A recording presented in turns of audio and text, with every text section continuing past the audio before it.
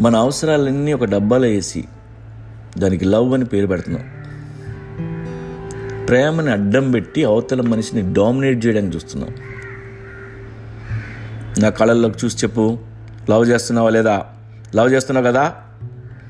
ఇలా అవతల మనిషిని భయపెట్టేసి వాళ్ళని ఎక్స్ప్లాయిట్ చేసే పనిలో ఉన్నాం.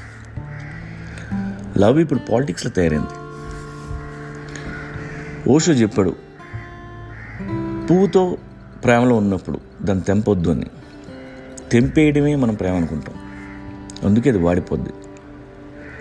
ప్రేమించడం అంటే అవతల మనిషిని తెంపడం కాదు, రెస్పెక్ట్ ఇవ్వటం, వాళ్ళ ప్రైవసీని డిస్టర్బ్ చేయకుండా ఉండటం, వాళ్ళ పర్సనల్ లైఫ్ని ఫింగరింగ్ చేయకుండా ఉండడం.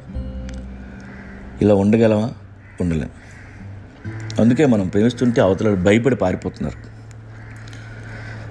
ఒక ఆడసింహం మగసింహం